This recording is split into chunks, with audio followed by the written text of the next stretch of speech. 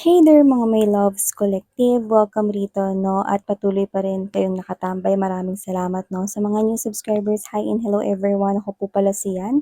Welcome, welcome at sa mga returning subscribers na thank you so much dahil pabalik-balik kayo. Yun yung mga babes 'no, kung hindi niyo pa knows meron pa tayong mga iba pang mga channels. Ang mga links po ay nasa description box 'no. So kung interesado kayong tumambay din sa mga yan, then see you there. Yun nga mga babes, ng content natin ngayon is alamin natin, no, kung sino ba to na dumisconnect na sa inyo, no? Tuluyan na nga ba siyang dumisconnect sa inyo? Baka meron pa siya rito mga gustong sabihin, baka naiisip niya pa kayo, no? So yeah, yan ang ating aalamin, no? So, just take only what resonates here. You could be thinking here a specific person, no? So, yan yung ating aalamin, no? Tuluyan na nga ba talaga siyang dumisconnect sa'yo rito 'no, spiritually or energetically or tuluyan pa rin siya nakakapit sa'yo, okey? Or siya ito na posibleng, may mga gusto pa siya ritong sabihin, baka may mga balak pa siya o hinahayaan niya na lang talaga na tuluyan na talagang matapos at matuldukan ang koneksyon na ito. So, alamin natin 'yan, hmm. So, Spirit and Angel Guides, Archangel Michael, can you please show me this person here that my collective is dealing with?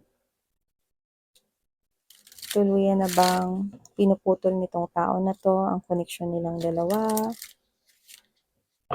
O may mga nais pa siyang sabihin? Can you please show me?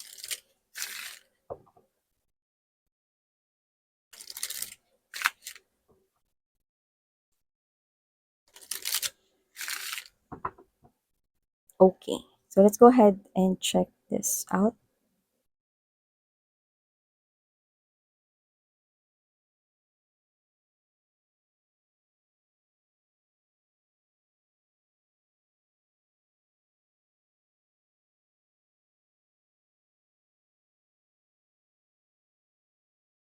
This is not for everybody.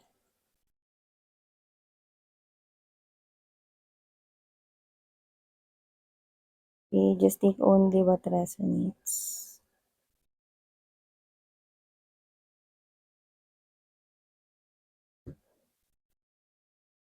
Okay. This is not for everybody, okay? Pero kung sino man 'tong nahagip natin 'no, 'yan mga babes, nakikita ko rito na yung iba sa kanila is tuluyan na ritong, nagpakasal 'no, at meron na ritong ibang person na minamahal sa ngayon 'no. So nakikita ko rito na itong person na 'to 'no is meron na ritong panibagong buhay 'no, like puwedeng nagpakasal na siya. And this person here 'no is nagtayo na siya rito ng sarili niya ritong family, may iba na siya ritong iniibig 'no, at nakikita ko rito na tuluyan niya na talagang tinatapos ang inyong koneksyon. Nakikita ko rito mga babes at with the Grim Reaper and Coffin, isa itong klase ng indikasyon na talagang masaya na siya sa kung sino man yung kasama or kapiling niya ngayon. So yung iba kinasal na, yung iba naman mga babes 'no, hindi pa kinakasal pero maaaring meron na ngayong minamahal 'no. May nakikita ko ditong may hinahabol-habol sila, puwedeng nililigawan, bagong nagugustuhan 'no, may bago na sila ritong, ah, napupusuan 'no. Kung ito man yung ex mo na nakipag-deal dati because of a third party situation, wala na yon kung sino yung third party na yun 'no. Naghiwalay rin sila 'no, iba 'to na tao na pinakasalan niya 'no, ibang tao ito 'no. At, ibang tao rin yung hinahabol-habol niya ngayon, yun yung nakita ko rito 'no. So kung sino man 'tong person na 'to 'no, oo, nung nagkahiwalay sila nung third party, na-guilty siya rito at naisip niya kayo. Yung third party kung sino man yun 'no, nagsimula yun with the mask and the kiss on the ring right here 'no. Maaaring nagsimula yun sa tukso or puwedeng, um, what's this one? Something I'm hearing the word malicious 'no. So maaaring, this is something here na parang akala niya noon magtatagal with the palm tree 'no, pero maaaring ito ay nag-end din kasi nga hindi naman nagsimula as a strong foundation. So maaaring nagsimula lang sa tukso or nagsimula lang 'no, dun sa klase ng koneksyon na hindi matibay 'no. So, hindi ito pagmamahal kaya hindi rin ito nagtagal 'no, nabuwag din ito. So, hindi maitatatuwa na after nila na maghiwalay nung third party, which is yun nga yung naipalit sa inyo before 'no, naisip rin niya kayo rito 'no, with the hammer 'no, naisip rin niya kayo rito 'no, ito yun yung realization niya.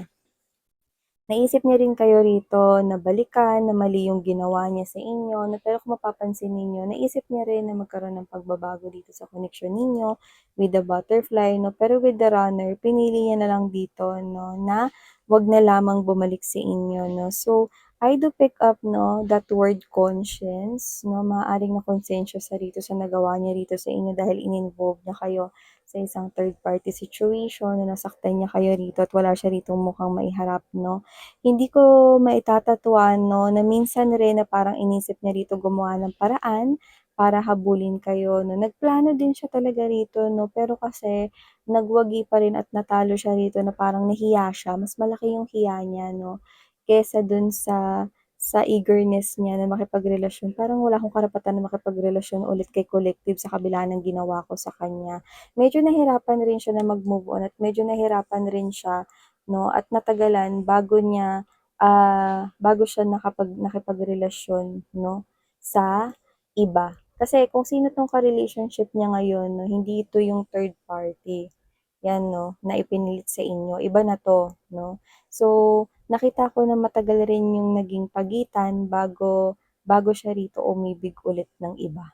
So, nakita ko rito na ibang tao na ito, hindi ito yung third party na na in-involve niya sa inyo noon 'no. So, ang dahilan kung bakit hindi natuloy yung kanya ritong binabalak 'no, na pakikipag-ayos sa inyo noon 'no, is ito nga 'no, yung yung kanya ritong conscience 'no, na parang nasaan yung konsensya ko kung susuyuin ko si collective na makipagbalikan sa'kin parang ang kapal naman ng fest ko, parang gano'n yung sinasabi niya sa'kin rito na parang nahirapan rin siya kung ano talaga yung gagawin niya, maaaring natagalan na rin siya rito. Yung iba, umabot pa nga ito ng taon 'no, na parang nakipagbuno siya rito sa sarili niya 'no, kung gagawa ba siya rito ng aksyon makabalik sa'yo or hindi. Pero yung iba tiniis talaga. Okey, kasi talagang nakonsensya sila rito na guilty talaga itong tao na 'to sa inyo, 'no, sa nagawa niya sa inyo 'no. At dun nga 'no, sa oras na yun 'no, sa mga panahon na yun 'no, nakita ko rito na nakakilala siya rito ng bago. 'No? At nakita ko rito na na-inlove siya dun sa tao na yun, kaya nakita ko rito na maaaring yung iba kinasal lang sila recently, yung iba sa inyo puwedeng nabalitaan niyo yun 'no, pero ang hindi ninyo alam nung mga times na nakipaghiwalay na siya dun sa third party na naipalit sa inyo before 'no, nag-struggle rin talaga 'tong person na 'to para kalimutan ka. Pinigilan niya rin talaga yung sarili niya, alam mo yung parang gusto niyang ikadena yung paa niya 'no, dun sa bahay nila 'no, para hindi siya makaalis at pumunta sa'yo 'no. 'Yan 'no. So, this person here is actually nag-struggle talaga siya para 'wag bumalik sa inyo. Kasi parang sobra siya ritong nagi-guilty sa mga nagawa niya sa'yo 'no. So, nakita ko rito na may iba na siya rito na nagugustuhan kung hindi pa man sila ikinakasal 'no, nakita ko na dito niya nakikita na yung sarili niya na makakasama niya habang buhay. Nakikita ko rito na yun na yung hinahabol-habol niya at gusto niya rito na makasama 'no. So dito nakita ko 'no na kung sino man yung tao na yun 'no, 'yan. Nakita ko dito lumalabas na, ah, ikaw yung ganito ha, ikaw yung nakapagpa-realize sa kanya na kailangan niyang ayusin yung sarili niya at magbagong buhay para maranasan niya yung buhay na maayos at maganda. Pero itong tao na 'to ang nagtuloy nun, itong panibagong tao na 'to ang nagtuloy nun. Mas lalong nahilom nitong bagong tao na 'to 'no, yung sarili niya kung dati siya ritong, um, meron ditong mga vices or mga bisyo, nakita ko na naayos ito sa tulong rin lalo nitong person na 'to 'no. So ang nag-umpisa is ikaw, ikaw talaga yung nagpabago sa kanya rito 'no, pero alam mo yung sige ganito, okey. Kung tatanungin ninyo kung so sino ba talaga ang mas mahal niya, miss niyan, 'yan 'no. Dito, okey, para sa kaalaman ninyo sasagutin ko 'yan dito 'no. Kung kasal na siya ngayon at kinasal siya dun sa bagong person at masaya siya, oo, masaya siya, okey. At meron na siya rito kung hindi pa siya kasal at puwedeng hinahabol at nililigaw-ligawan niya 'yun 'no, 'yun na 'yung gusto niyang pakasalan rito 'no. Oo, masaya siya, nililigawan niya 'yun. Pero kung tatanungin ninyo ako kung sinong mas mahal niya, lumalabas po na hanggang ngayon, kahit nakasal sila ng taong ito na mas pinipili niya kaysa sa'yo 'no, is mas mahal ka pa rin niya. 'Yun yung pinapakita sa'kin dito. Mas mahal ka pa rin niya, mas matimbang ka pa din, kaya kung sino man 'tong energy na 'to 'no, hindi na siya rito babalik sa'yo kasi ayaw niya na, magbalik rito yung mga pangit mong ala-ala dahil sa kanya. Ayaw niyang manumbalik rito 'no, yung parang mga pain na nadulot niya rito sa buhay mo. Excuse me. So, nakikita ko rito na kung sino man 'tong energy na 'to 'no, talagang sigurado na siyang tinatapos niya na 'tong connection niya with you. Hindi ka na niya rito gagambalain, hindi ka niya na rito, um, tatawagan or ite-text. Nakikita ko tinatapos niya na 'yun, tinutuldukan niya na 'yun 'no, kasi sobrang mahal ka niya. Na-realize niya lang 'yun 'no, lately lang or na-realize niya 'yun 'no, after nila maghiwalay nung third party. So, mas pinipili niya na lang ngayon na gumawa ng bagong buhay kasama yung bagong tao. Pero pinapakita sa'kin dito na ikaw pa rin yung mas mahal niya at mas matimbang. Actually, ang hiling niya nga dito excuse me, ang hiling niya nga rito 'no, with the butterfly right here and the runner 'no, sana hindi ka niya rito makasalubong or makita. Bakit? Kasi baka gustuhin niya na tumakbo pabalik sa'yo, 'di ba? So, kung sino man 'tong person na 'to 'no, kung papipiliin siyang muli, mas pipiliin niya talaga, sana, na bumalik sa'yo. Pero, dahil alam niya na sobrang dami niya ng nagawang kasalanan sa'yo, lalo na yung ininvolve ka niya dito sa isang third party na hindi siya nag-isip before, alam niya na sobrang laki ng kasalanan niya. At alam niya, dito 'no, na nasaktan niya kayo. Kaya hindi na siya para bumalik sa inyo. Gusto niya na kayo maging malaya dito sa trauma, sa lahat ng mga hindi magandang nangyari na siya yung nagdala nun sa buhay ninyo 'no, ayan. So yun yung hiling niya, na sana hindi na kayo magkita ulit, na sana hindi na kayo pagtagpuin ulit. Kasi hindi niya alam yung gagawin niya rito. Baka 'pag tumakbo siya palapit sa'yo, hindi niya na magawang makaalis pa. See, how strong is that? Your person here is still claiming 'no, sinasabi niya pa rin sa'kin dito, Miss yan, yang tao na yan, si Collective, siya pa rin yung mas matimbang, siya pa rin yung mas mahal ko and sana siya na lang yung taong kasama at papakasalan ko or pinakasalan ko. Yeah, you're still the one na mas matimbang, you're still the one right on top. But this person here is choosing to run away from you. Ayaw ko nang makagawa ng mga bagay, kahit yung magpapaalala sa'yo ng mga kalokohan na ginawa ko, mga bagay na hindi magandang nadulot ko sa buhay mo, 'yan. Parang feeling niya ito na yung pinakamalaking parusa niya, na may pakiramdam na mahal mo yung person pero dahil sobrang laki ng kasalanan mo sa kanya, hindi mo magawang makabalik dahil nagi-guilty ka, nakokonsensya ka dahil ikaw yung naging dahilan kung bakit nasasaktan yung taong sinasabi mo ngayong mahal na mahal mo.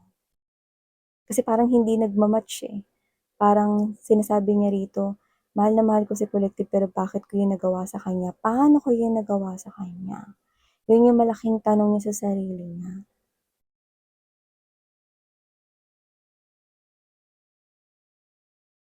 So, mas matimbang ka pa rin. Nag-struggle siya, totoo. Nag-struggle siya rito ng matagal na panahon. Yung iba, hindi lang yun 1, 2 taon, 'no. Tinis niya talaga. Kasalanan niya, eh. Yun yung sinasabi niya sa sarili niya, "Kasalanan ko. Kasalanan ko kasi miss 'yan."